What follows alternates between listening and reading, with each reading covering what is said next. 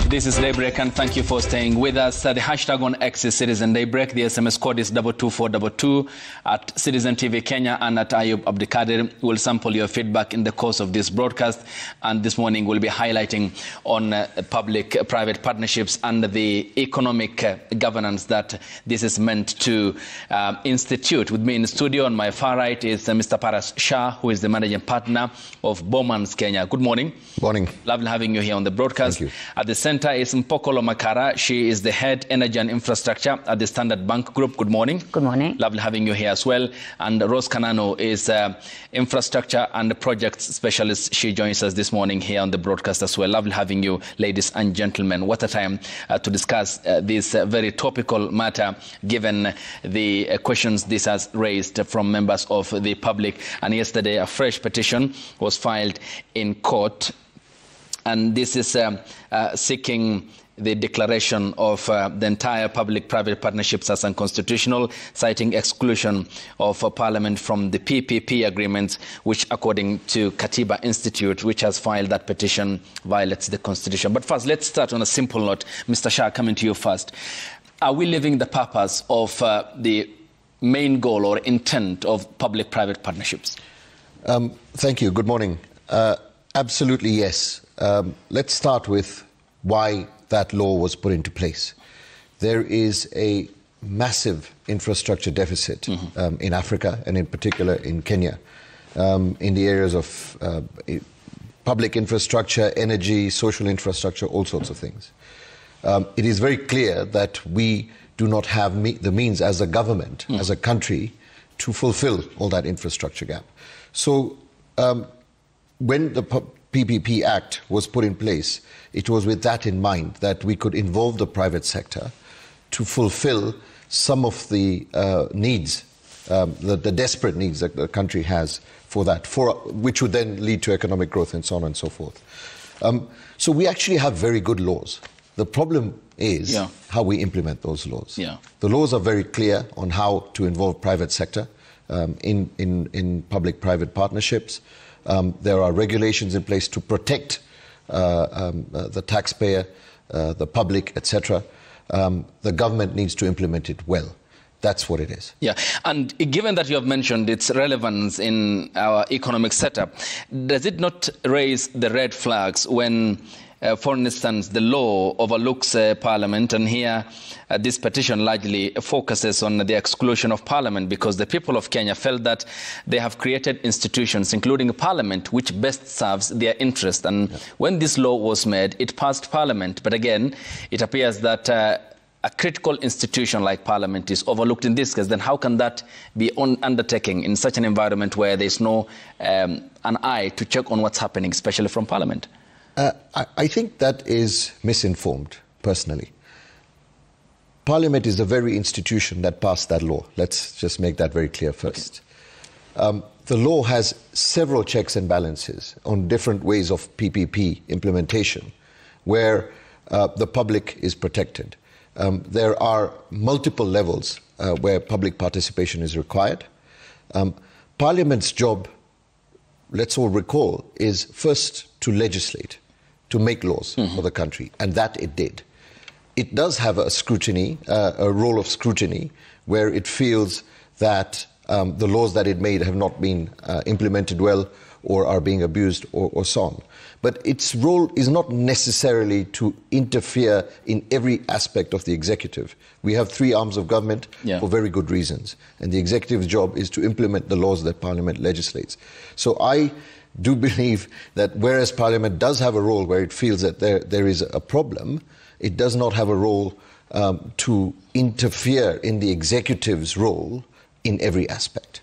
But did you understand the power that Parliament bears, given that it controls the purse? I'm talking about the money aspect here. And why I point that out is that the argument is that through the PPP committee, the final authority to approve public expenditure under PPPs is to the exclusion of Parliament. Well, Parliament set the law. It implemented, it set up the PPP unit. When the PPP unit does its job under the National Treasury, there are, again, if you go through the law, particularly on privately initiated proposals, which is where the controversy is, there are several places where it is very clear it does have to look after the public interest, public funds, etc. If Parliament feels it has not done its job then of course it can call the PIP unit, the Treasury, the government for scrutiny. That's where its job starts, but not at the place where a proposal is brought in and the PPP unit is there to evaluate a proposal.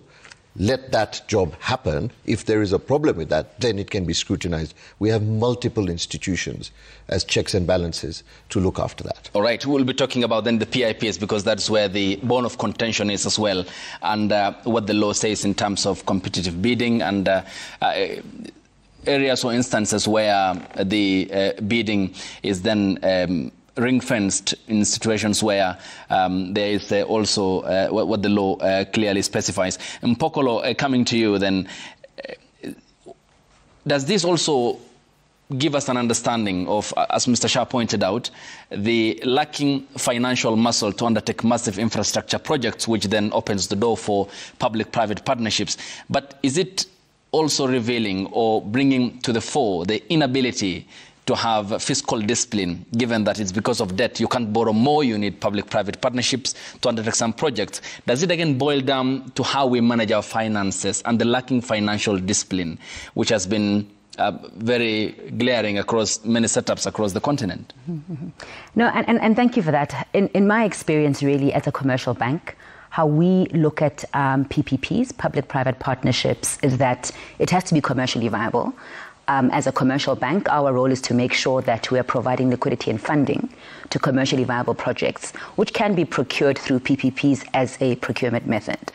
Now, when it comes to state finances in relation to using PPPs as a procurement mechanism, there's a narrative that PPPs are meant to solve the inability for sovereigns or public institutions to fill the gap that they don't have to implement infrastructure projects. To an extent, yes, it can help. But if you look at the details of public-private partnerships, key to how we look at potential risks is what the default provisions are. Yeah. In other words, there's private parties, there's public parties, there's contractors. All three of those parties, very simplistically, have obligations which have been legally agreed and documented through the legal framework. Now, if any of those parties do not fulfill their legal obligations, of course there must be implications. The remedy then is, do you call default? If they are in default, what is the implication, right? The implication could be termination. But in the instance of this default being from the public party, the government side, the real reason why they entered into a PPP was for the private party to deliver. But to the extent that, as Para said, there are laws in place which say, for example, a road cannot be owned by a private party. What is a compensation mechanism then for investments which a private party would have made in that road to develop this PPP? Now, if government then defaults, use an example of a road, there are many asset classes which you can use. The remedy is the private party can't take the road, operate it on its own, and continue providing a service. So because the law says you can't own the road as a private party, how do I as a private party get compensated for the time and money I've spent? Then the government must then compensate me for either the money I have spent to date, depending on where that progress is. Is it a complete road? Is it road in construction? Or if it's already in operation, how much of the cash flows that I was envisioned to be invested am I going to be forfeiting as a result of this termination?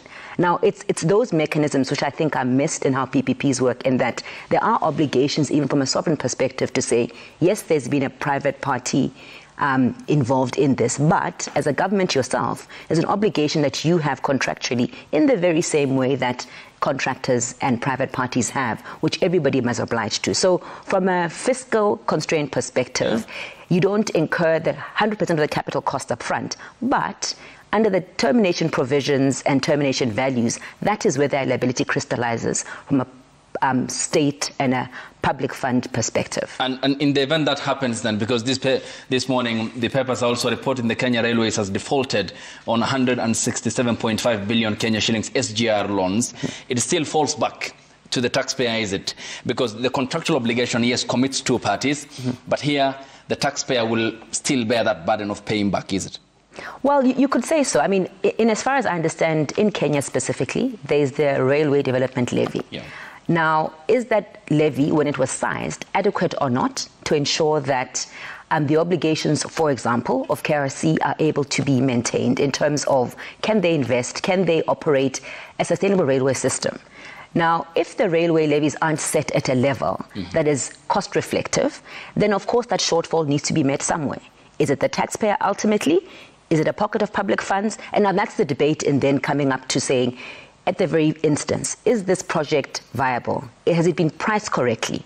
Has it been scoped correctly to then know what the cost is? And ultimately, if incidents like that happen, what are the remedies available to the parties in that specific contract? Yeah. Rose, coming to you, Chapter 12 of our Constitution establishes the order in which public resources shall be governed and managed. Therefore, it clearly, Article 201 exclusively demands for openness, accountability, including the public participation exercise Mr. Shah has mentioned, and in all public financial matters. Certainly in our case, there are many developments, including what's happening with the Adani group, that is shrouded in secrecy. Is it to not engage the Kenyan people? Of course, we'll be coming down to the specifics. Yes.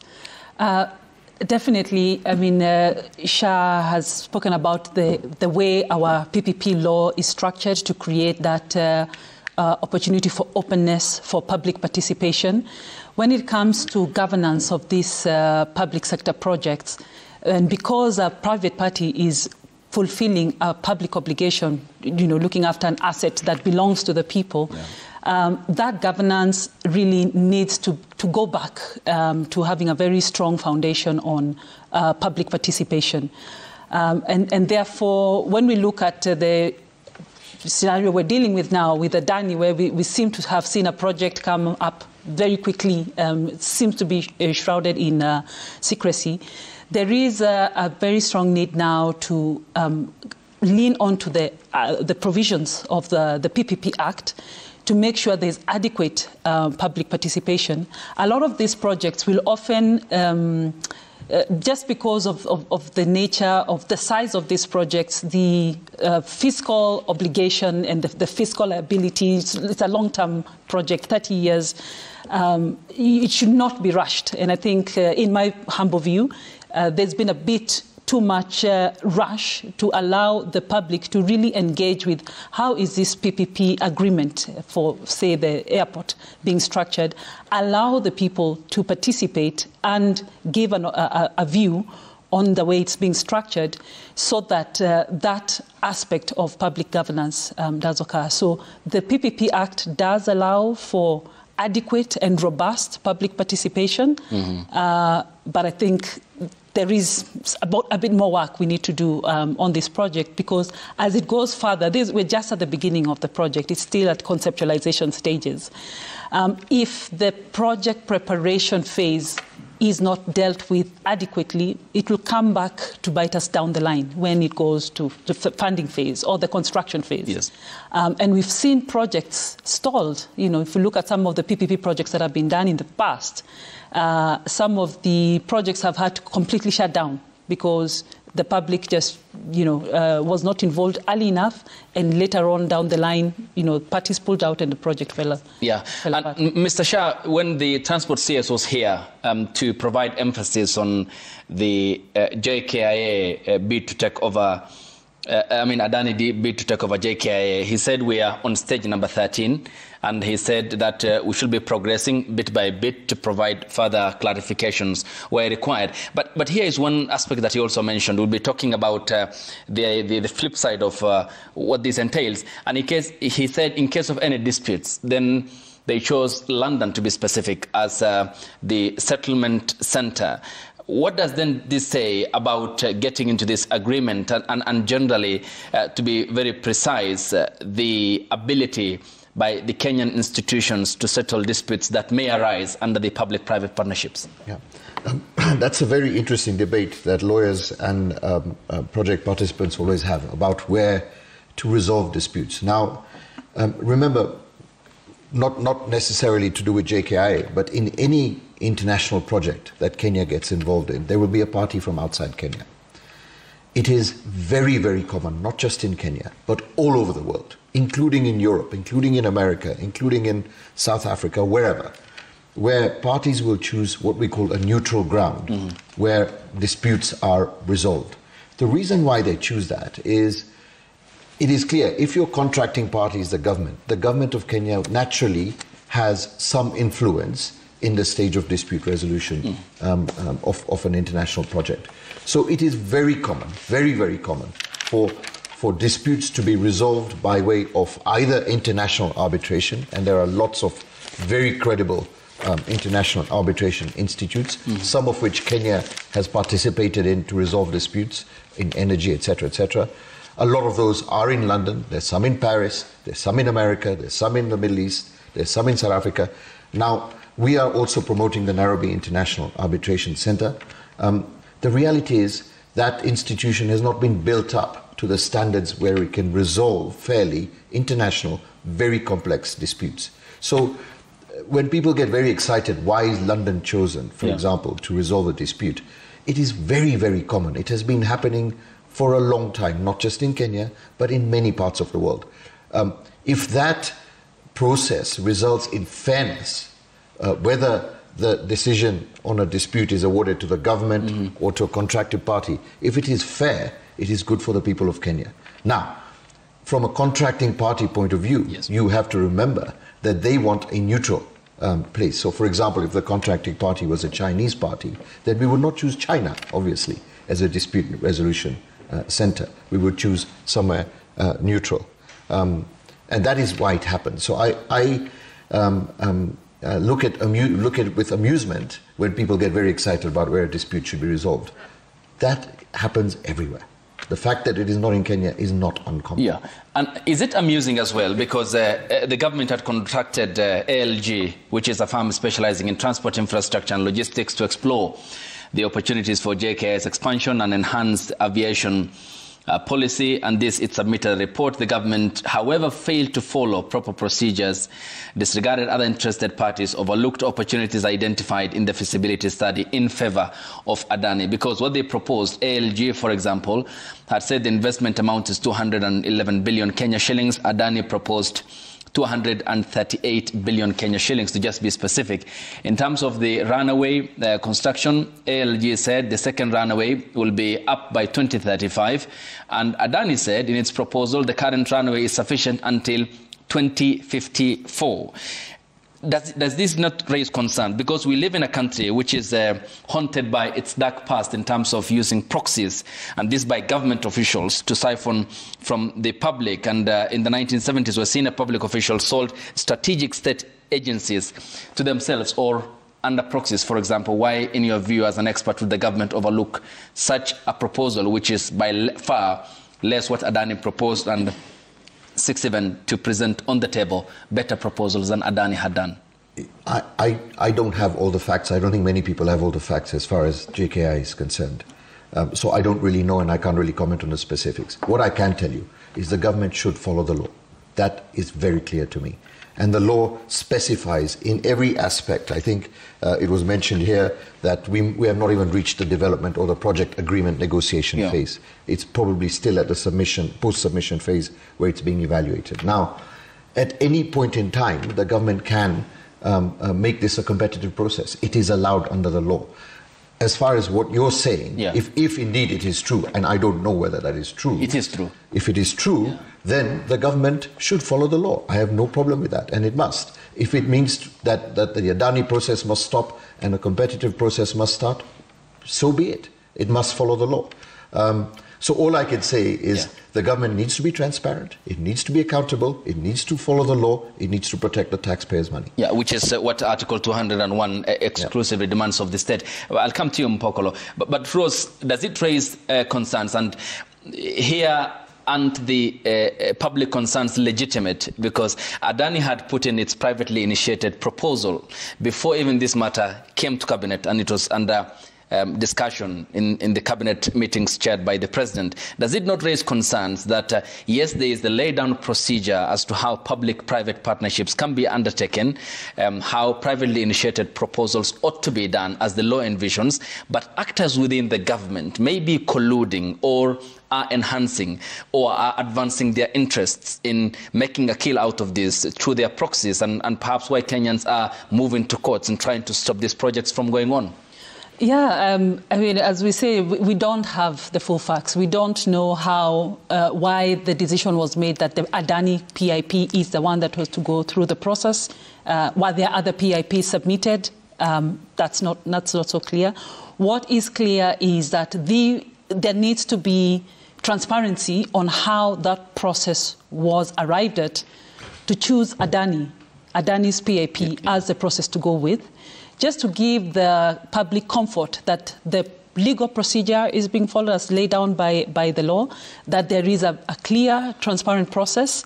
Of course, the concerns that are being raised now of their proxies being used, say, to benefit themselves from this Adani. It's possible if the law is not followed fully and there's abuse of the process, then yes, we can get to see this kind of situations. But the PPP law does have a very clearly laid out procedure for how a PIP process is done, and if it is demonstrated that procedure has been followed and everything is above board, then by all means, there is no reason why we should not go with the Adani PIP. All right, and when we get back from the break, ladies and gentlemen, Mr. Shan Mpokolo will be talking about then what the law provides in terms of competitive bidding, circumstances that allow direct procurement, and therefore the accountability questions around how the public-private partnerships can work in an economy to bring about a better economic governance. We welcome your contributions, your questions, comments, and observations, and we'll be putting them to the panelists here on the broadcast. The hashtag on X is Citizen Daybreak. The SMS code is 22422 at Citizen TV Kenya and at Ayub Abdikadir. We're back with more after the break here on the broadcast. Stay tuned.